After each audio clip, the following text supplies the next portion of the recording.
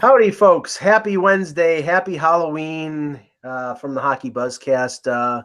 Eklund's off today. He's prepping for his big day with his son, going out as Gritty. God bless. Now, I just saw this, just to break the Halloween thing for a second. I just saw this commercial, and I'm sure you've seen it on TV. It's it's three baseball fans at a sports bar. One and the one guy said it's a Geico commercial, and the one guy says, he finds out that he's eating ghost pepper chicken wings, and then he starts yelling and screaming that he's overcome with the heat. I didn't notice until just this last time that the guy on the one side is wearing a Nationals jersey. On the other side, I think the guy is wearing a Phillies jersey, and the guy who's screaming like a baby is wearing a Mets jersey. Of course he is, yeah. I just thought that was funny. Yeah. So, also, Alex Cora, if you didn't think that the war between the Red Sox and the Yankees is going to escalate to a new level, the Red Sox apparently really embraced the New York theme, that with Aaron Judge going by their dugout. I think it was before Game 3, playing New York on a boombox, which is stupid. I mean, why do you go there? Well, of course the Red Sox, used that as motivation and played that at Yankee Stadium after they beat them, and then they went one too far when they beat the Dodgers. They're still singing New York.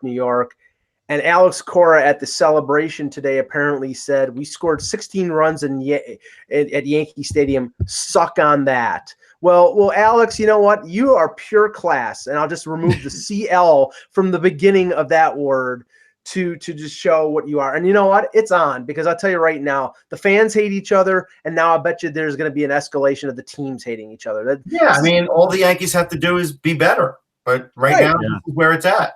You know what? I blame it all on Todd Stottlemyre back in 1993, when the mayor of Philly wasn't worried about when he was pitching against the Phillies, and he was the one he said, I think he said, "You can kiss my ass" or something like that. And it's all gone downhill since Stottlemyre. True. Anyways, my wife's actually in Boston right now, and she's at the parade with a friend of hers. They thought they'd go down and do something fun today because the weather's been a little iffy there. So I'll be looking forward to hearing her reviews. Today's good weather. I don't know what they're getting, but I'm getting around 65 degrees here. So. Oh, we're getting rain as usual. What the hell? Yeah, I heard it's been pretty nasty up in New England for a bit. Oh, really? Oh, that's too bad. It's been nice here and sunny. Sorry, guys. Yeah. So, okay, Halloween. It's never been. I mean, I like it as a holiday, but I think that people overdo it. There's somebody on a street that my family lives on that does the whole thing. Oh, really? Like the graveyard with the fake tombstones and the fence around it's just really, really just overdone. But I like the holiday, and when I was a kid, I used to go out for candy, of course. But what was your favorite costume, if you ever had one? So again, in my day, there wasn't that much imagination for costumes. It was your typical like pirate or other stuff, whatever you could make or buy. You would buy a superhero costume. Nobody would really make anything great. But my best one was for, and I put it back up on my Twitter account. People could see it. Dress Down Day, which was something that we did. There was a Halloween parade at high school, and I was a senior, and I dressed up as a cheerleader. I borrowed a cheerleader's outfit, and I got, there were 4 or 5 of us, and, it got, picture was taken, put in a yearbook, and it's still on Facebook circulating around to this day. Peter, I think the favorite one I ever went as was I went as a toothpaste, and we bought painter suits, like the white painter suits, and we put Crest or Colgate on them, and then we put like a pail, like a bucket, like a red bucket as the cap on, and that was one. And then it was another one we did. The best I ever. Well, no, I won't go there. This is a family show. But there's been a few good ones over the years. It's funny, like until I see them, like, you'll go and look at an old photo, you sort of forget of some of the creative things. My wife and I once went as I went as Gandhi, and she went as Gandhi's wife, and I did the full face paint, shave the head thing. No, I didn't shave the head. I got like a Skull cap. skull cap on and wrapped myself as a sheet and stuff. And it was at a party not long after I moved to Winnipeg that my brother and sister-in-law were hosting, and I didn't have my sheets all tied up once. And at one point, one of the other guests saw me sitting there, and sure enough, the sheets were pulled up, and I was wearing boxer shorts, and they were kind of all bent up, and I was hanging out one side, and that made for wow, there you go. a bit of an embarrassing moment. Well, I'm not a big Halloween guy. Maybe once in school we dressed up like in college or something, but I don't do it generally. Well, at a work party about 10 years ago, a couple friends of mine who I worked with came. Coincidentally, I think one of them had their mom owned a white Bronco, so they came as OJ and AC, which was me. I'll be a little more politically correct. I dressed up as the Blutarsky character from Animal House. I went to a Big of a reach, really. Yeah, there you go. I went to a t-shirt store, and they had the blue college t-shirt with the flannel shirt and the shorts and the white socks. And I have a picture of it. And me, of course, I borrowed a friend's bottle of Jack Daniels and faked chugging it. So it was the full effect. Anyway, so let's get on with hockey. Hello, hockey world. Today is Wednesday, October 31st, 2018. Hi, I'm Peter Tessier in Winnipeg. I'm Russ Cohen from Sportsology. And I'm Michael Lagello, and this is the Hockey Buzzcast here on HockeyBuzz.com. We're first going to talk about some of the games last night, because there were a lot of them, some interesting stories. Start with the one here in Buffalo. And, Russ, they were talking about this a lot on the morning radio. And, the Sabres are doing pretty well. They're, I think people are cautiously optimistic that at least they're going to be, potentially in the race for a playoff spot. They're, I think they have the talent to stick in there for a while. Mm-hmm. They were leading 1-0 late in the third period against the Calgary Flames, playing the second and back-to-back nights with their backup goaltender David Rittich in there. And Sabres give up the tying goal with less than a minute left to go in regulation. And then Johnny Gaudreau scores in overtime for a 2-1 win. Now, Flames are they've been having some struggles, but they're 7-5-1. Sabres are 6-4-2.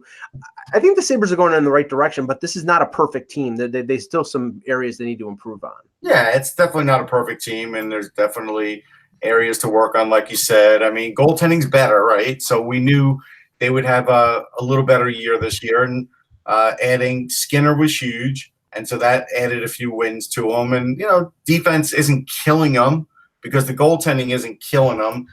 If you look at that whole unit, it's probably right at the NHL average point. Mm-hmm.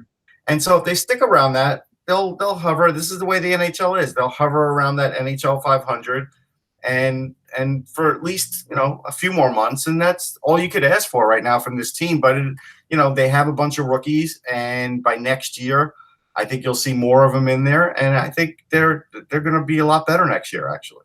Now, Peter, the Flames. It was a dreadful game on Monday. Last night, of what I saw, that wasn't exactly a barn burner, ending up 2-1.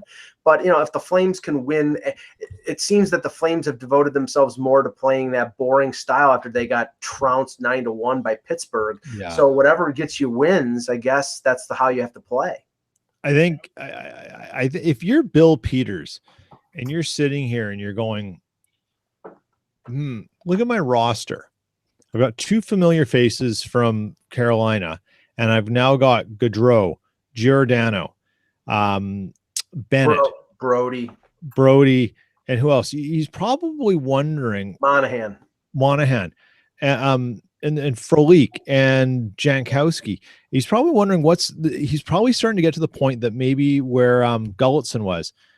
Something's not fitting here, right? And he's probably now going back and saying, okay, I've got to start from this point and move forward from here. And one of the observations I saw, and actually Theo Fleury made it today on Twitter, he was taking some questions and answers while he was in the airport on a flight, waiting for a flight. And he said, the Flames are having troubles playing away from the puck. And I think there's a little bit of truth to that. And I think that sort of with this sort of dynamic team that they have and all these different pieces that you look at on paper and say, why doesn't it fit? Well, if you're going to play a boring game, you're going to start where you're starting is playing way better away from the puck and then bringing that aspect in. So maybe Peters, after that beatdown, has got to reset things and say, we've got to start from here because it's not working the way I thought it was going to go. Yeah, and the book on Peters, Russ, was always he got more out, at least in my estimation, he got more out of the Hurricanes than their actual talent. I thought, they overachieved because I didn't think I thought they were sort of light on talent in terms of the NHL team. I think the organization has had some prospects when he was there and still does. But, it seems that he's got to have that sort of effect on the Flames to get them from sort of like middle of the road to a team that can make the top 8 in the West. Yeah, I think they definitely need to. I think Peter's onto it. I think he's right. And they definitely need some more defensively responsible guys because they do have plenty of everything else. And it's funny. I kind of looked through their system, and it doesn't look to be readily available from within. And that's something where now they're going to have to maybe look at that and say, at some point, we may have to go out and get somebody, which those kinds of guys are much cheaper to get and much more available, or keep an eye on the waiver wire. That may be the way to go for them, to get that veteran to sort of do that. But right now they're at least overcoming it. But I think Fleury's got the right observation, I think. Yeah, and last thing about the Flames, it's like I've heard a lot of talk. I mean, obviously Mike Smith is 36 years old. He's in the final year of a contract. Their backup is Rittich right now. I've always thought that organization was deep in terms of goaltending prospects because they had Gillies and they had Parsons. And you listen to people talk about the Flames and they're like, oh, they have a goaltending crisis. Honestly, it's like I think, Gillies has had injury problems, but I think Parsons is still a pretty good prospect a couple years out from being drafted. So, I don't understand the observation that they're poor in goal. I see Gillies is off to a horrible year with Stockton, not sure why, and so is Parsons. Everybody's a minus on the team. I'm going to go out on a limb and say their defense is horrible. Right. Everybody's a minus.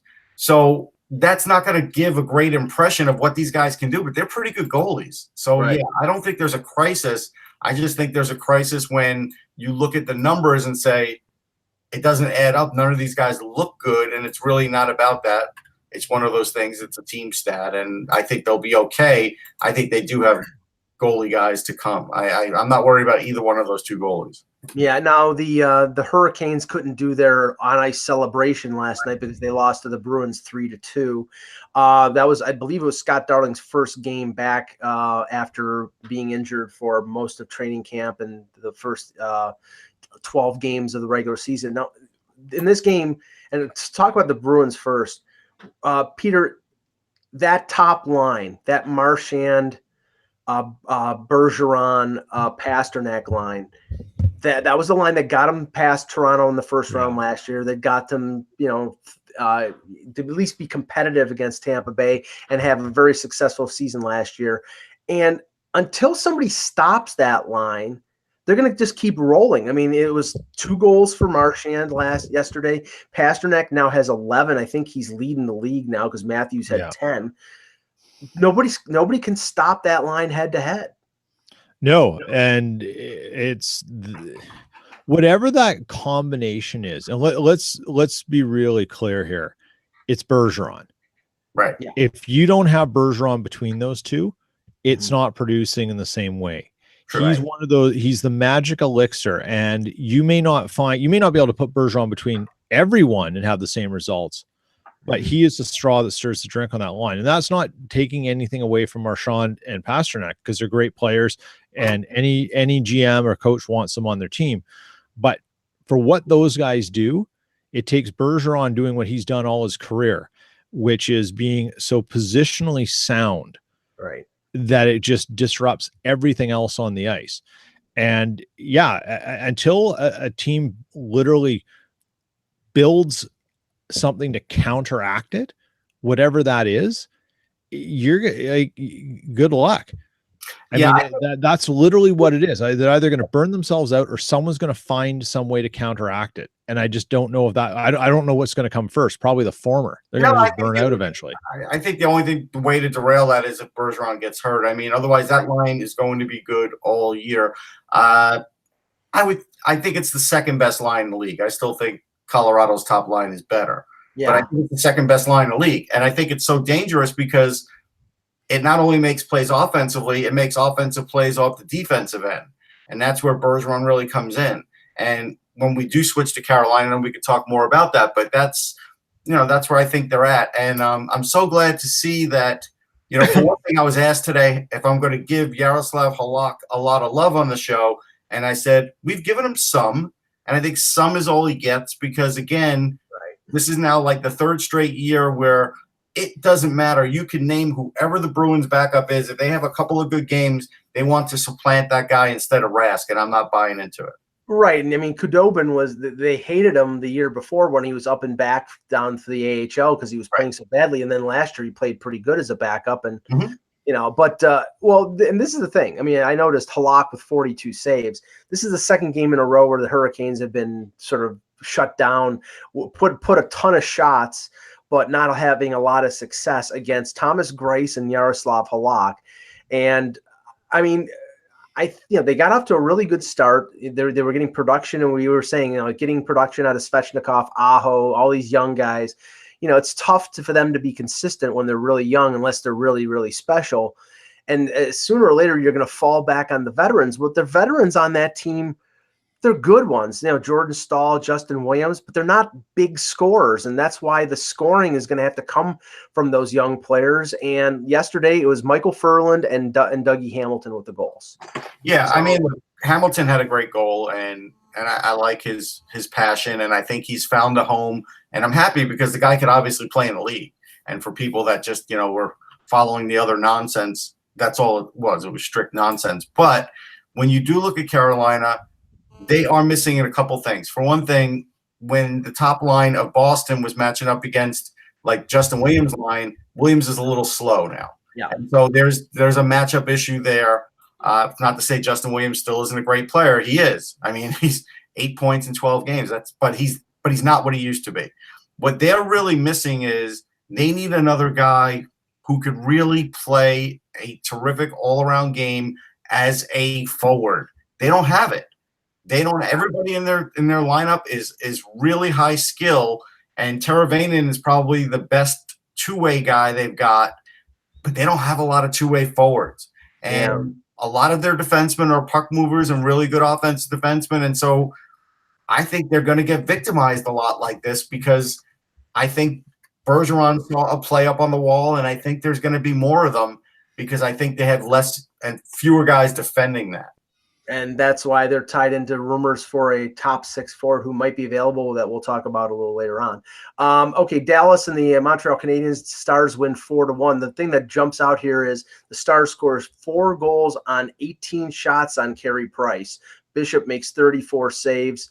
As it goes with the Canadiens, if Carey Price plays well, they have a good chance to win. If he allows 4 goals and 18 shots, they're never winning. And it's been successful this year, but I think in the end, it's going to come down to that. Yeah, I think it will come down to that. I think that's, pretty fair. I'm trying to see how many games Price has played this year because I think it's 8. I think it's 8. It's too many. I'm surprised they played Antti Niemi 3 games. I really am.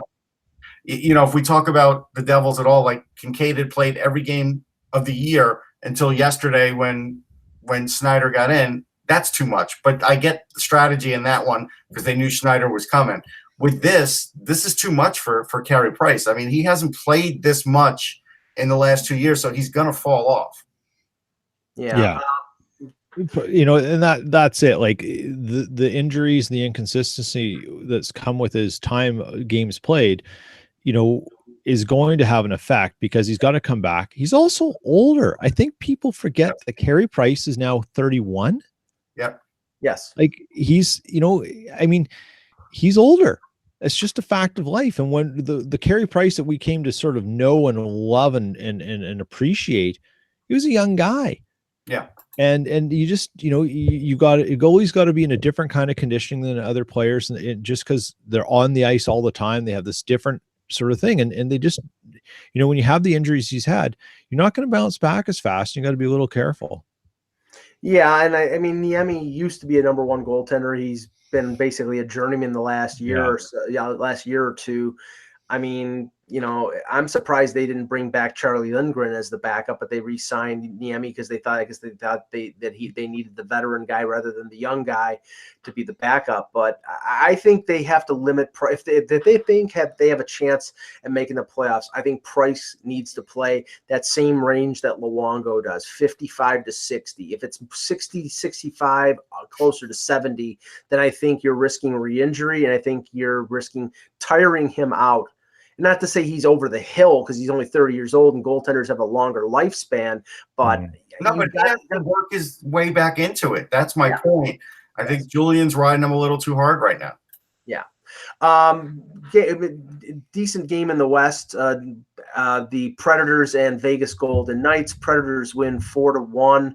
Ryan Hartman with 2 goals. The thing that was curious here was UC Saros with 23 saves, only allows a goal.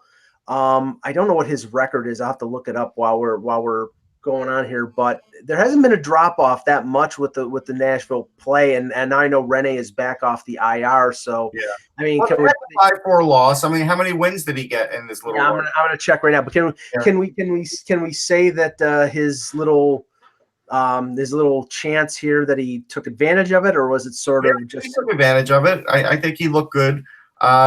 This game, I mean, Ryan Hartman scored 2 quick goals in 1 period. That really helped. But he's been solid. I mean, has he been Pekka Rinne solid? I don't know yet.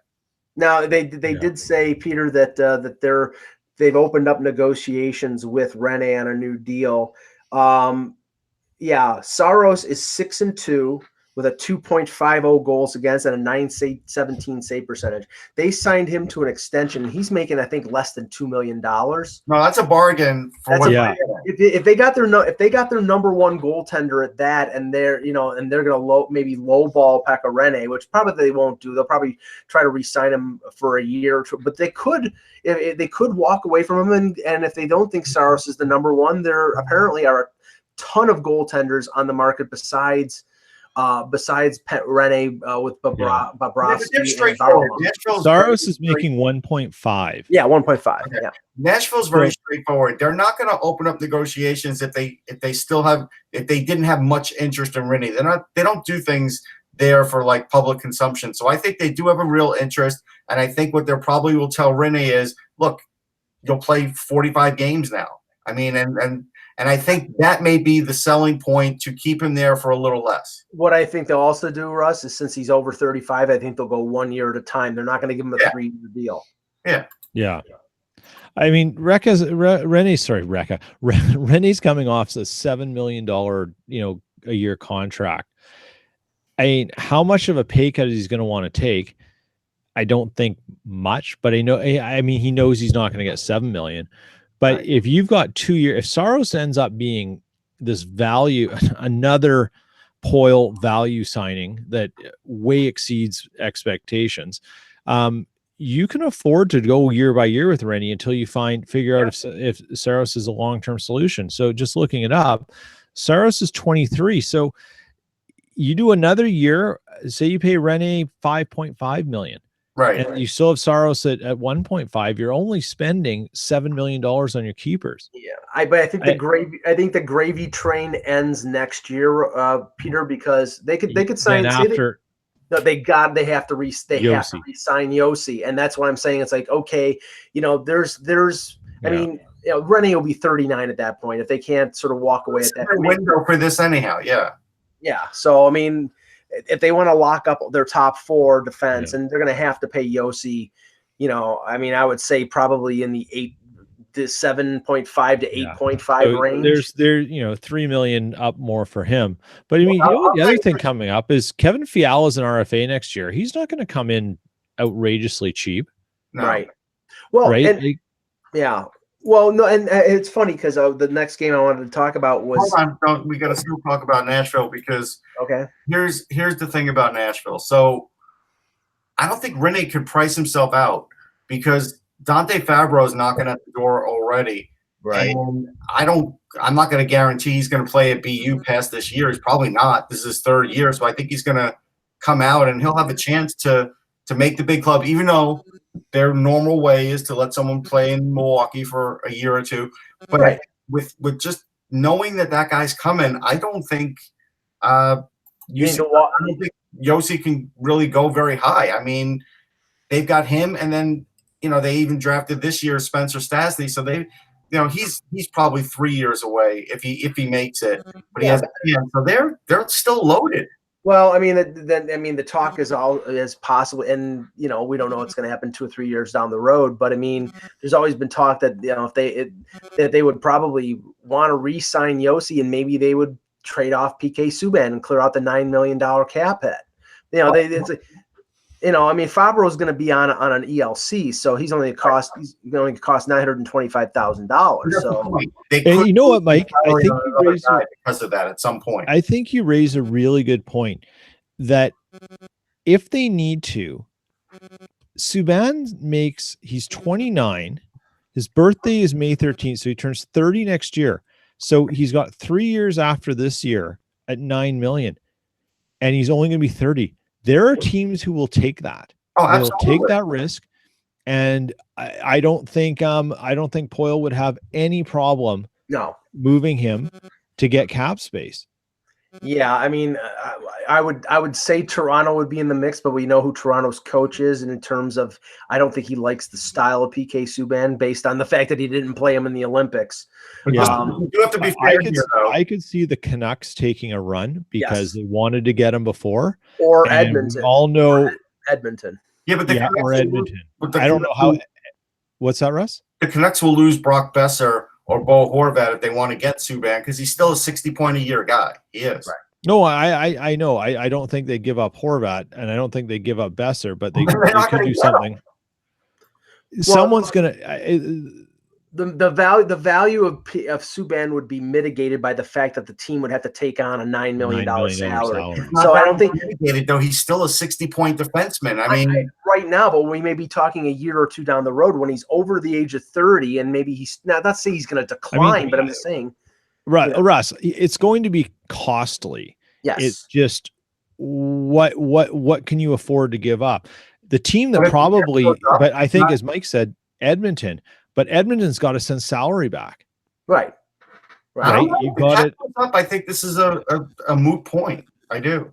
Well, I don't think it's going to happen, but I think I don't believe they're going to trade him. I think they've embraced him. He's embraced the city. It is just as much a PR thing as it is his play, and he's an incredible defenseman.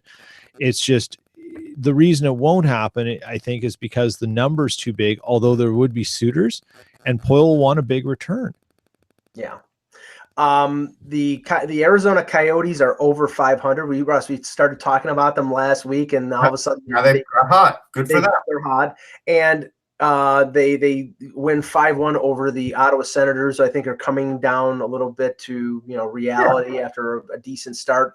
Now we'll talk about the game for a second, but the symptom of this game was Mike Condon got pulled after I think it was allowing 3 on 8 shots. He was placed on waivers today.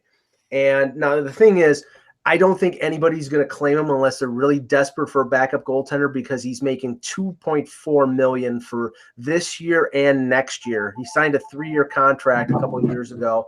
So, I mean, and I think he's a good goaltender. I don't think he's a typical backup. I think he can handle a workload like he did. A couple weeks as a starter. Yeah, 2-3 week period.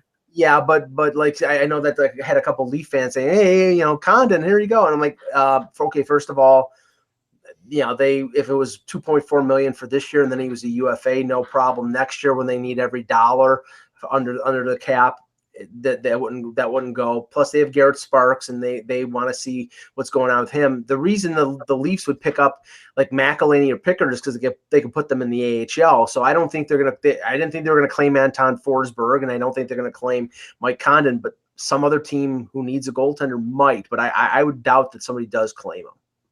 Yeah, I don't think anybody's claiming him. Not at that salary.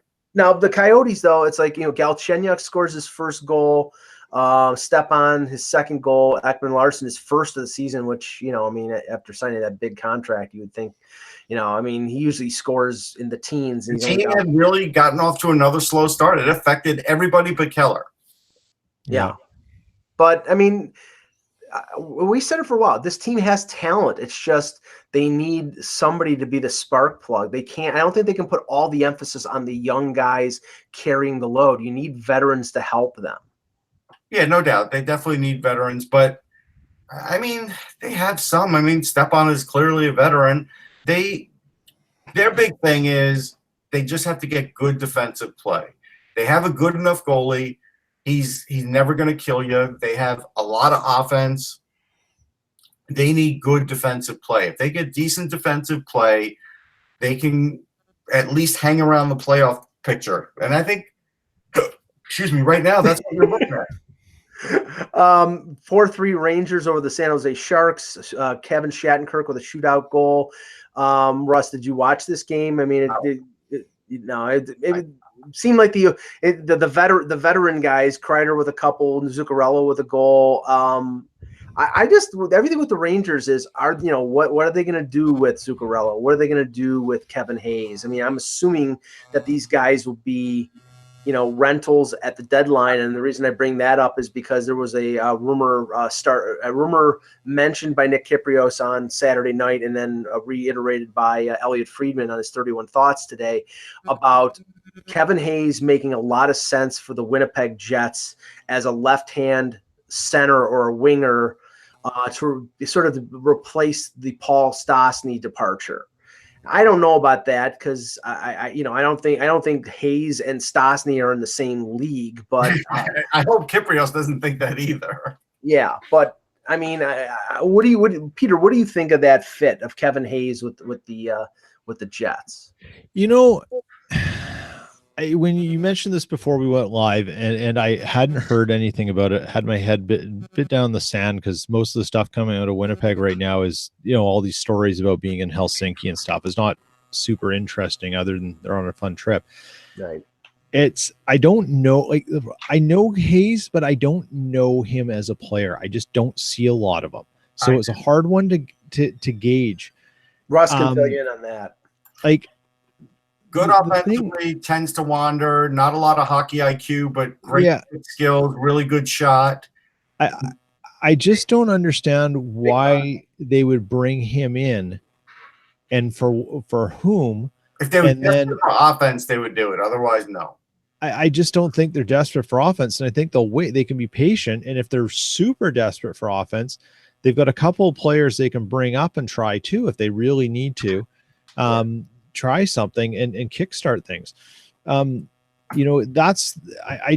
don't understand that. I don't know why they would, considering that Kevin Cheveldayoff might be the most patient GM in the league in terms of following his plan and process, with honorable mention to Ron Hextall. But it's, I just don't see him doing something that rash this early. I don't think this is an early move. I think this is closer to the deadline move, because Hayes is going to be the typical rental guy where you're giving up a prospect and a second round pick. I don't think this is like, a hit it out of the ballpark rental type of guy. No, but you don't need to give up a really good prospect, and I don't see it as a fit for Winnipeg. I'll be honest. Okay. I don't. I want to go back. We have to go back to Arizona, because I wanted to double check, because when I was saying they needed better defensive play, if you remember, there was all this talk and hype that Jacob Chikrin was going to start the season. Well, not only not started the season, he just got cleared for contact. So he's still a couple of weeks away if everything is perfect. And so we're into November now with Jacob Chikrin. And if you remember, everybody's like, oh, no, he's going to make it. Oh, look, in September, he's skating. He looks great. He's a physical marvel. Yeah, but you see, this is what happens when all of a sudden it hits the wall. And it's not his fault. This is just he's rehabbing. He's trying to come back. This is where, if he comes back to that lineup sometime soon, it's going to help. But if, they need him back bad if they want to contend at all. Islanders continue to surprise, a 6-3 win over the Penguins. Penguins are 6-2-2 on the year. Islanders are 6-4-1. The surprising thing here is Eberle with a couple goals, but it was mostly, Kuhnhackl, Matt Martin. It was the depth guys scoring for the Islanders, and Robin Leonard makes 23 saves. Well, he got hurt too, though. I did not know that, but so they and that's symptomatic. And Chris Gibson's up already. Yeah, see, that's the thing. It's like when Leonard did have a string of success with Buffalo, he would then get hurt. He got hurt. I mean, remember, he got hurt in his first game as a Sabre. I do remember, yeah. Yeah, he got hurt, and he was he would have streaks of playing really well, and then he would pull a groin or something would happen, and that sort of kills you. I mean, he's singing for a supper. He's got a 1-year deal at I think $1.5 million. Here's the thing. I watched a lot of this game. I respect the fact that both teams, Pittsburgh had the patch for Stronger Than Hate, and they really rushed to get those on the jerseys, and I appreciated that, and I'm sure a lot of other people did too. And then the Islanders had the stickers on the back of their helmets, which again is a great thing. Yes. Appreciated that. Watching the game, though, without Letang and Schultz, the Islanders had a field day with their bigger players. Like Nelson and Lee, they were sitting all day long in the crease. Mm-hmm. And there's nothing Pittsburgh can do about that. So for as good as people want to say the Islanders looked, right now it's amazing that Pittsburgh's winning any games at all. And so for them to also say, well, we shelled Matt Murray. Okay, great. But Matt Murray doesn't have anything in front of him. Yeah. Go look at these defensemen. If Ole Mata is your best defenseman, you're in deep trouble. And I know Jim Rutherford said he's not – I think he's playing it coy right now, saying that he's not looking for anybody. He better be looking, because if these guys don't come back soon, this defense – they can't go much longer with this defense. They can't. Well, there's not much out there. I mean, and if I heard something, I think actually it was Elliot Friedman yesterday say that Tyler Myers is not going to be traded. Okay. That more than likely, he's going to be an own rental for the Jets. So because they're going to be in it, they're going to be contending, and I unfortunately I think that's going to be the case with Jake Gardiner with the Leafs. They think that they have a chance to win, and they would like to sign him for a certain amount of money. Above that, he probably goes the way of Van Riemsdyk and Bozak and goes in free agency. But they think they have listen to these defensemen. It's Ole Mata, Jack Johnson, Alexiak, Dumoulin, Ricola, and Chad Ruido. Yeah, right. And Dumoulin's on the top pairing, I think. Yeah. And they're wondering why Matt Murray's getting shelled. Oh, you signed Jack Johnson. Yeah. But actually they needed to sign Jack Johnson, because imagine if they didn't have him. Right. Oh. Yeah, that's true. Now I'm gonna skirt the game itself, because the post game was more interesting. The Red Wings beat the Columbus Blue Jackets 5-3, and Russ, I don't know if it was you or if it was Anthony that sent the snippet of Tortorella after the game. Anthony sent it. I made sure I talked about it on XM this morning. Yeah, it was a fresh air out of Torts with his one-word answers. Here's my thing.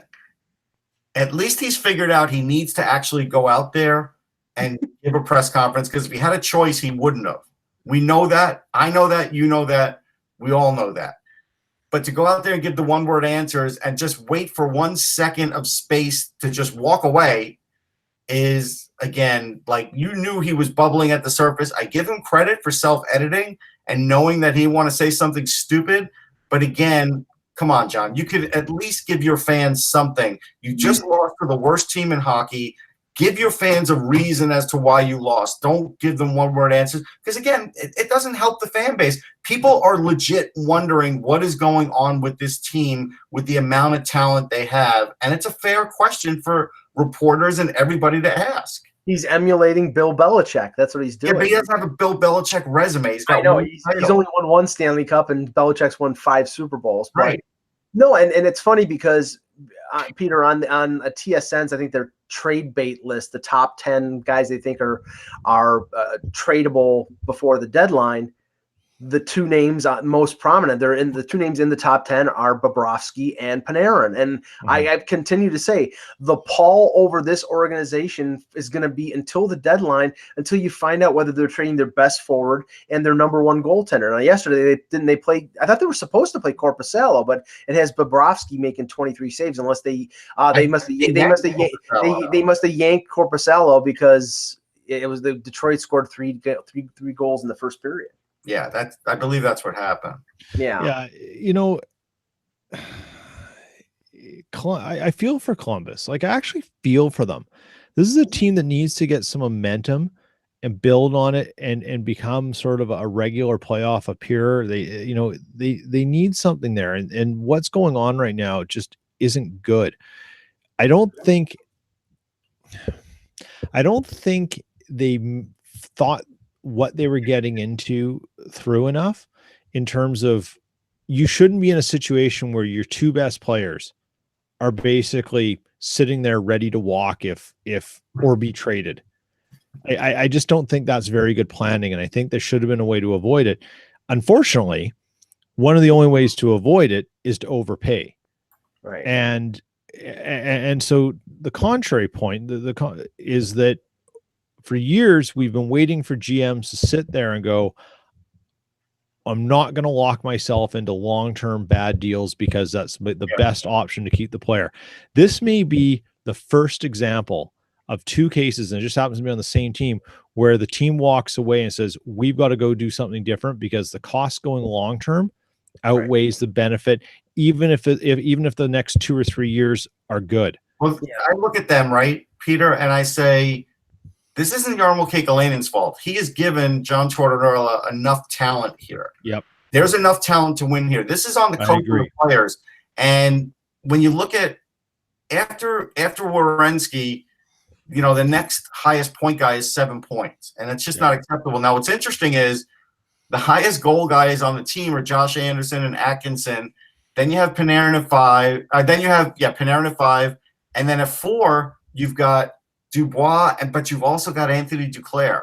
They picked up Anthony Duclair, and that was a really good pickup by Jarmo. Imagine if they didn't have him. I mean, it's like, come on. This is, Boone Jenner's got 3 points on the year, 3 goals. Dubinsky's out. Are they missing Brandon Dubinsky that much? They might be. Riley Nash has 2 points on the season in 11 games. Like, this is, Milano's only got a goal in 8 games, but he's a younger player. I'm not going to pick on him too much. But there's a lot of Wemberg, 5 points in 11 games. There's a lot of guys not pulling their weight here. And the coach, I'm telling you, I told you a couple of weeks ago, it doesn't look like he has any answers. And it still doesn't look like he has any answers, or he would have said them last night. Yeah, the other 3 games on the night, and we can comment on whichever one you want to. Lightning beat the Devils 8-3. The Wild come back and beat the Oilers 4-3 on I think it was a Granlund goal in the third. He's picked it up. He's really picked it up this year. And the Flyers beat Anaheim 3-2. Now, I'll just mention this. In that Lightning game, Braden Point had a goal and 4 assists. He's leading the team with 14 points. You think the Leafs have problems with Matthews and Marner? The Lightning, they're not capped out because they're going to have a bunch of their older defensemen like Braden Coburn and Strawman, who I think they probably want to re-sign. But they have a few of their defensemen as UFAs, so they have some cap space, and the cap will go up. But if you don't think Braden Point's going to get $7.5–8 million on a long-term deal, or he doesn't deserve that based on how he's played since his rookie season, he will. I mean, he will. But again, they have guys they could trade there and are going to trade. And now that they're working Adam Ernie in, who's got 3 points in 6 games, they could start moving some players at some point. Tyler Johnson, he's going to get moved out, or Palat or Killorn or economics. Now, so we got to talk about the Wild because because you picked them to win the Stanley Cup. I didn't pick them. I just picked them to come out of the West. Sorry, excuse me. I didn't pick anybody to win the Cup, but I did pick them out of the West. But that's not the reason why. even 2 days ago, I had gotten a mention in the chat room. Somebody was worried about the team. And look, this team has good goaltending. I mean, Dubnyk, he may not win every game, but he is in every game. And Alex Stalock is a good backup. And right now you look at them and you say it couldn't be going too much better for them. I mean, they're, again, 16 points. They're 7-3-2. They're third in the Central. They would be leading if they were somewhere in the East, right? Yeah. But they're still going to get their 100 points. Yeah, and that's the whole point. They're going to be a dangerous team. If Parise and Stahl stay healthy and Suter stays healthy, they will be a dangerous team to face in the playoffs. And Peter, as I've said many a time, it's like you've got McDavid carrying that team on his back, and he gets a goal, Draisaitl gets a goal, and they lose. And that's the thing. It's like, I mean, these guys need to dominate just for them to have a chance to win. Yeah. You know, it'll be interesting to see. I haven't looked at the Oilers schedule, but it'd be interesting to see what their next sort of 5 games are, because they came off a nice run where they took on some quality teams, beat them, got 7 out of 8 points over 4 games, and now let's see what happens in the next round, because I got a feeling the Oilers are going to kind of be the up down. Like there's going to, when the highs are high, they're going to be great. But they're not going to be sustainable. Instead of being sort of a nice, even kind of run, they're going to be really choppy. Here that'll next 5 games. They play the Blackhawks in Edmonton. Yeah. They play at Detroit on Saturday. They play at the Capitals on next Monday, at Tampa on Tuesday, and at Florida on Thursday. So Washington, Tampa back to back is tough. Yeah, I mean, maybe they get 3 out of 5 wins. Maybe they don't. I mean, it'll just be interesting to see where they're at as a team, like, because that's the mark of a team. And I remember watching this with Winnipeg last year. Was it started surprising everyone? Is that they just started winning consistently? Yeah, and I don't know if the Oilers are quite there that yet. They could be, but they've got to start doing it in those 5-game things. And there's a lot of coaches who look at things in 5-game periods, right? That you got to win 3 out of 5. Yeah, Babcock does that. Yeah. Maurice does it. Yeah, and the thing is, I understand why they do it, to sort of keep the picture small, not the overwhelming of the whole 82 game. Let's chop it up into segments and let's get 6 points in 5 games. But in the grand scheme of things, I mean, when Babcock talks about it, it's like, but nobody cares about the 5-game block. They care about where they are as opposed to everybody else. Now, the only other game, the last game, the interesting thing was the Anaheim has lost 6 games in a row, Russ. Pontus Aberg, who they placed on waivers, I think less than 2 weeks ago, they would call him up. He had the only 2 goals for it. He scored their last 4 goals. Yeah, he looked really good. I mean, look, this game was on the edge. I watched this game intently. The Flyers they gave up at least 2 2-on-1s on the power play. Like, this is something I've been talking about for weeks now, and they still have not been able to sort of get it under control. So I don't know what's going to happen with that. Something has to change on their power play. Maybe JVR getting there will help, but it's the guys up top. They're just not playing any kind of defense. The puck gets anywhere near getting close to getting over their stick, and the other team has a 2-on-1. So they did that. They fell behind. They got a quick goal out of Nolan Patrick. And Patrick's been really good lately. And so their comeback ability is there, but a lot of things still aren't. Elliott was really good in goal. There still wasn't a problem with Elliott in goal either. Yeah. Now, and Miller faced 33 shots. I mean, I think they're averaging the most shots on goal per game.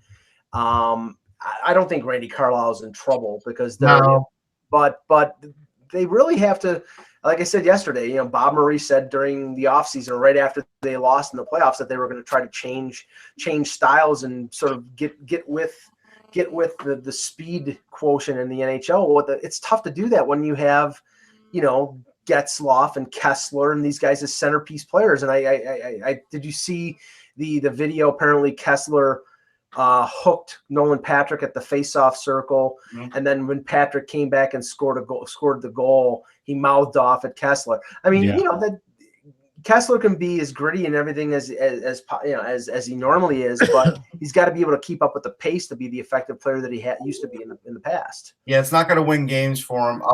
But again, I did look at Anaheim and Getzlaf. Like at the end of the game, I felt like Anaheim had a big gaffe because they kept Getzlaf out there way too long, and then they finally got the goalie out with under a minute to go, maybe 45 seconds to go, Ryan Miller, and Getzlaf is stuck out there, and he was like dead in the water. And you know how Getzlaf is these days anyhow.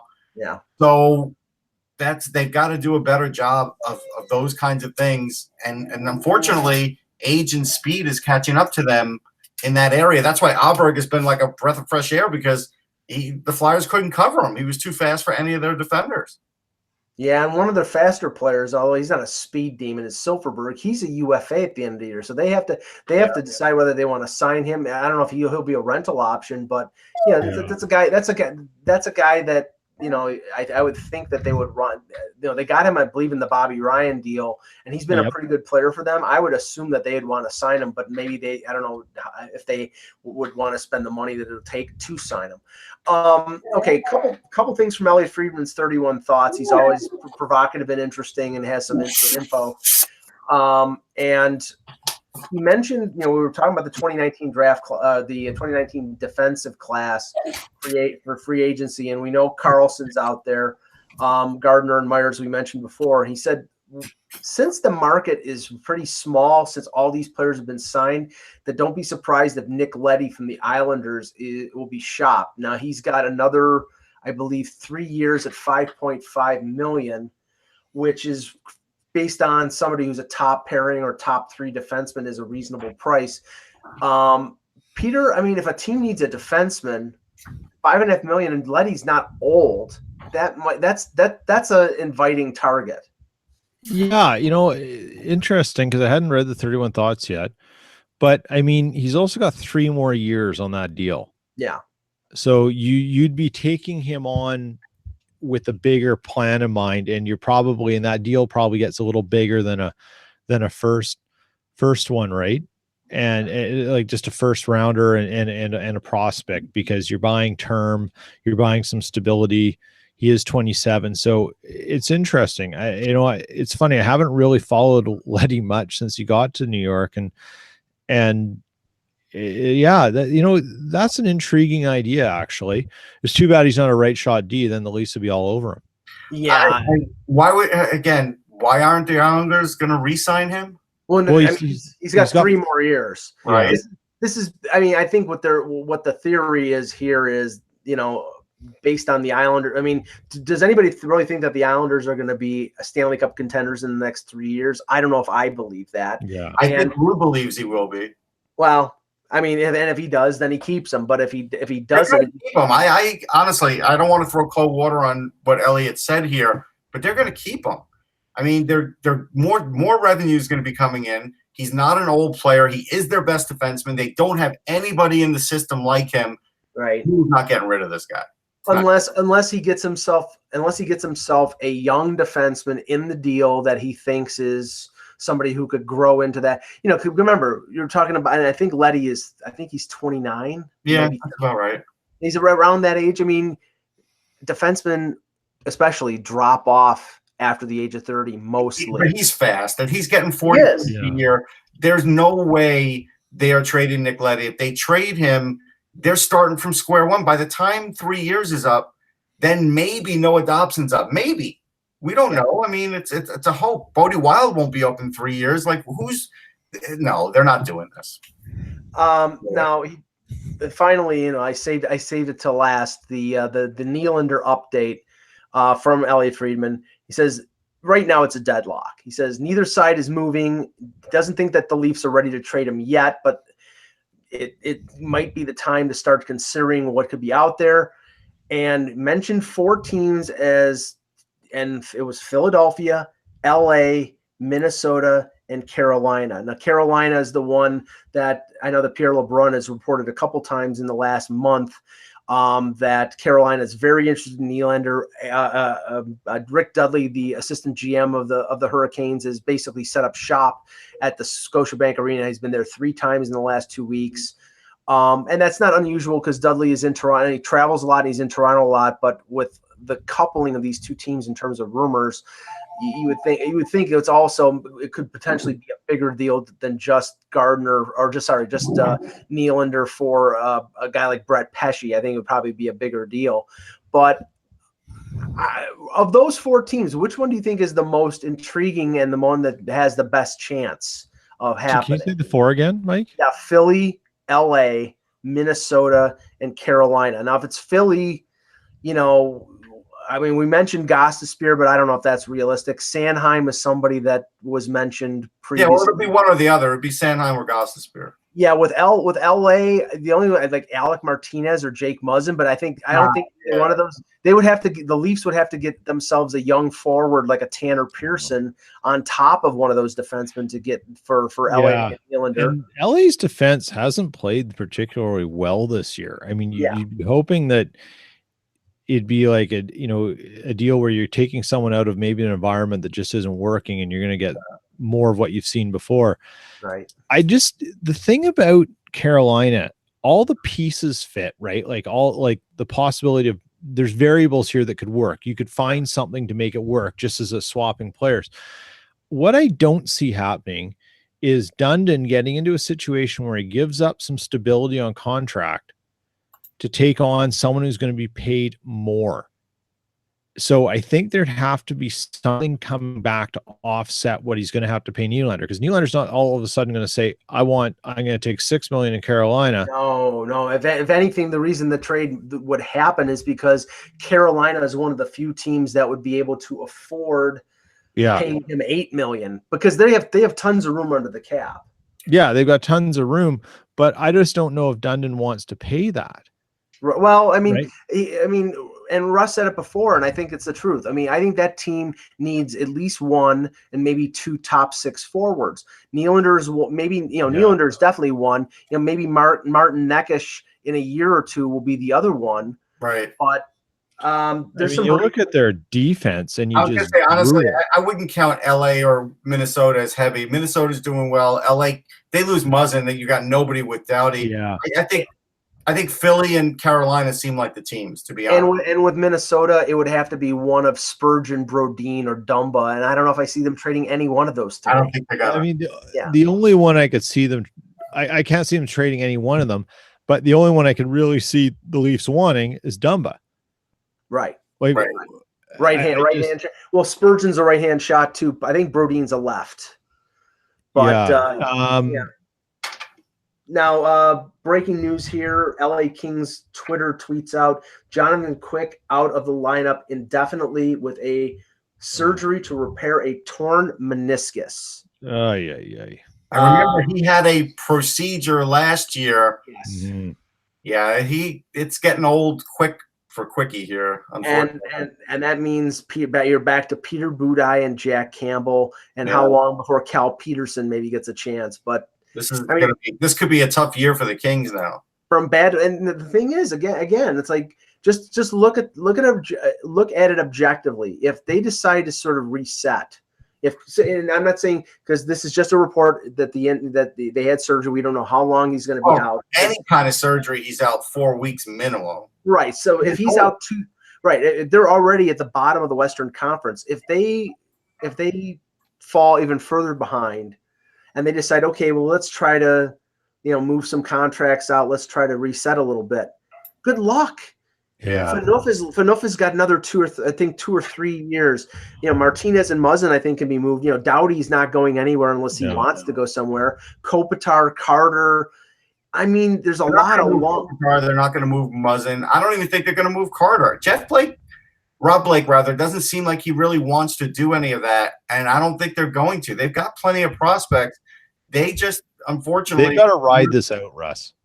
They're going to ride it out. The problem is that they're one of these teams that is they didn't have a lot of depth, and if things were going to happen like this, worst case scenarios, they didn't have a real way to combat it. The problem is that if you and I'm just saying that we're just theorizing here. If you throw this year away, then everybody said was old this year is 1 year older next year. Yeah, I get it. and 1 year slower. And if that's but I mean, they'll have other guys that they'll move in. You know, they'll look just the same way they picked up Iafallo at the end of this year. They'll pick up another college free agent. Like that's what they're going to have to do, and that's going to be the way they're going to offset this. But and Gabe Velarde will probably be in the mix next year. Yeah, I don't know even what his status is right now. He's had. I think he was injured. I think he was injured in training camp. Yeah. So I mean, again, this could just be where the King. They're just going to ride it out. They might move a slight contract. They're not going to just start unloading.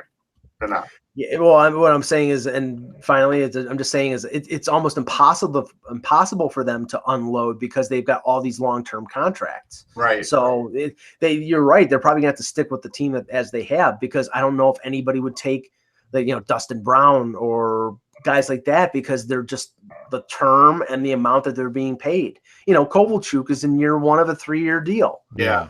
So. Okay. LA is a hot mess, and yes, the only thing that's going to get him out of it is time. I'll tell you, here's an update on Velarde as of today. Still wearing a non-contact jersey. Wow. Okay, guys, great show. We will be back tomorrow. I'll be up in Toronto, so we'll let you know what the time will be. But we'll be back tomorrow with another edition of the Hockey Buzzcast. For Peter Tessier, for Russ Cohen, thanks for watching, and remember, without the buzz, it's just hockey.